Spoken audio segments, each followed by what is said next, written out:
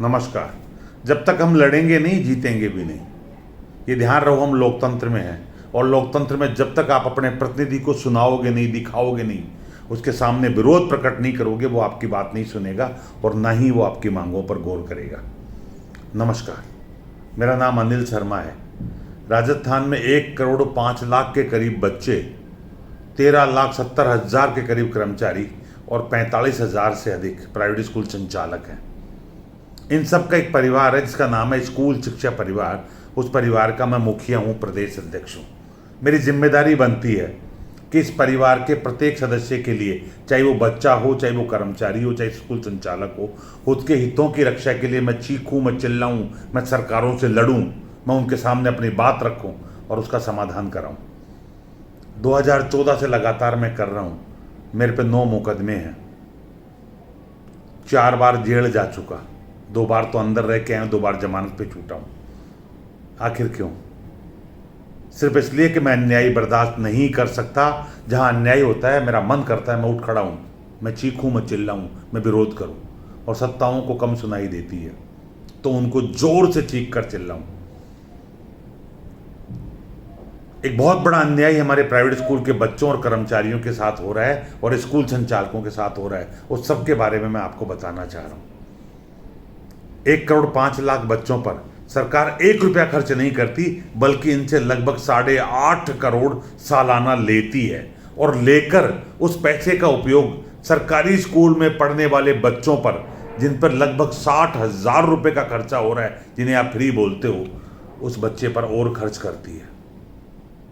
आप ताजुब करेंगे, संविधान में शिक्षा देना सरकार की जिम्मेदारी बताई गई है और सरकार केवल 91 लाख बच्चों को शिक्षा दे रही है और एक बच्चे पे 60,000 रुपये सीधे सीधे खर्च कर रही है। और जो प्राइवेट स्कूल का बच्चा है बेचारा खुद जेब से पैसा भर रहा है, उससे पैसा ले और रही है। बस मैं इसी अन्याय के खिलाफ खड़ा हुआ हूँ।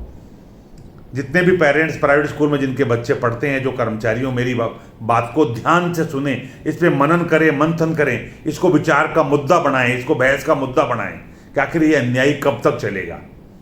मैं सिंपल सी एक बात कहना चाह रहा हूं, जब शिक्षा देना सरकार की जिम्मेदारी है तो सरकार को सबको निःशुल्क और अनिवार्य शिक्षा देनी चाहिए। ये जिम्मेदारी है संविधान में कि फ्री और कंपल्सरी, यानी ढूंढ कर शिक्षा दो।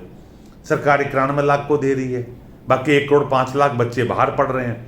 ये बेचारे सरकार को टैक्स भी देते हैं, वोट भी देते हैं, उसके बावजूद प्राइवेट स्कूल की फीस भी भर रहे हैं। और फिर भी सरकार इन बच्चों के और सरकारी स्कूल में पढ़ने वाले बच्चों के बीच भेदभाव कर रही है। मेरा इतना सा कहना है, बच्चा तो बच्चा है, उसके साथ तो भेदभाव मत करो। चाहे वो सरकारी में पढ़े, चाहे प्राइवेट में, वो राजस्थान का बच्चा है, वो हमारा बच्चा है, वो इस देश का भविष्य है, पर उन बच्चों के साथ भेदभाव कर रहे हैं। तो मेरी पहली मांग है सरकार से कि चाहे बच्चा सरकारी में पढ़े चाहे प्राइवेट में पढ़े, उन दोनों को बराबर देखो। अगर दोनों बच्चे 90% नंबर लेकर आए हैं तो 90% नंबर लाने वाले बच्चों को जो पुरस्कार मिलने चाहिए वो दोनों बच्चों को बराबर मिलने चाहिए। अगर स्पोर्ट्स की प्रतियोगिता हो रही है, दोनों बच्चों को बराबर भाग लेना चाहिए। अगर एग्जाम हो रहा है तो दोनों बच्चे ईमानदारी से एग्जाम दे। अगर दोनों बच्चों की कॉपियां चेक हो रही है तो ईमानदारी से चेक हो, पर दुर्भाग्य से इनमें से एक भी काम नहीं हो रहा। सरकारी स्कूल में पढ़ने वाले बच्चे को लगभग 18 प्रकार की छात्रवृत्ति मिलती है और 15-20 प्रकार की और सुविधाएं मिलती है, और प्राइवेट में पढ़ने वाले बच्चे को एक भी नहीं मिलती। क्या ये शर्म की बात नहीं है? प्राइवेट स्कूल में पढ़ने वाले बच्चों से 8.5 करोड़ रुपए लिए जाते हैं प्रतिवर्ष और उनसे छात्रवृत्ति दी जाती है सरकारी स्कूल के बच्चे को। क्या ये अन्याय नहीं है? एक सरकारी स्कूल में काम करने वाले सरकारी कर्मचारी को 50,000 से कम एवरेज वेतन नहीं मिलता, कहीं को तो लाख, 1.5, 2 लाख रुपए मिलता है। और उसके लिए मेडिकल, बीमा, पेंशन, सारी चीज़ों की सुविधा है। और प्राइवेट स्कूल में काम करने वाले कर्मचारी को, चाहे वो बाईजी हो, चाहे चपड़ासी हो, चाहे वो ड्राइवर हो, चाहे गार्ड हो, चाहे टीचर हो और चाहे स्कूल का संचालक हो, वो मुश्किल से 10-20 हज़ार महीने के कमा लेता होगा। टीचर को तो 3-4 हज़ार से ज़्यादा ही नहीं मिलते, 5,000 मिलते होंगे। पर वो बीमार हो जाए तो उसका कोई इलाज नहीं, वो मर जाए तो उसके परिवार को कोई बीमा नहीं, कोई सुरक्षा नहीं। क्यों भाई? एक को 1 लाख शिक्षा देना काम सरकार का था। मैं बार बार एक बात कह रहा हूं, सरकार का काम शिक्षा देना था, उस काम में ये प्राइवेट संस्थाएं सहयोग कर रही है तो सरकार को तो इनको पुरस्कार देना चाहिए, पर पुरस्कार के बजाय इनके साथ अन्याय कर रही है। मेरी दूसरी मांग है कि मेरे प्राइवेट स्कूल के कर्मचारियों के लिए भी सरकार मेडिकल पेंशन और बीमा की सुविधा अपने खर्चे पे करे। सरकार कहती है नहीं, आप फीस लेते हो स्कूल कर दे। फीस लेंगे, स्कूल करेगी तो बच्चों की फीस और बढ़ानी पड़ेगी, तो ये पेरेंट्स पे भार होगा। अगर सरकारी स्कूल के बच्चे को किताब फ्री मिल रही है, मेरे बच्चों को भी मिल जाए। उनको ड्रेस फ्री मिल रही है, मेरे बच्चों को मिल जाए। उनको मिड डे मील मिल रहा है, मेरे बच्चों को मिल जाए। उनको परिवहन भत्ता मिलता है, मेरे बच्चों को मिल जाए। यदि सरकारी कर्मचारी को मेडिकल पेंशन बीमा मिल रही है, मेरे को भी दे दो। आपका तो पैसा ही बचेगा, क्योंकि इन 1,05,00,000 बच्चों को भी यदि सरकार पढ़ाती तो 60,000 से मल्टीप्लाई कर लो कितना खर्चा होता।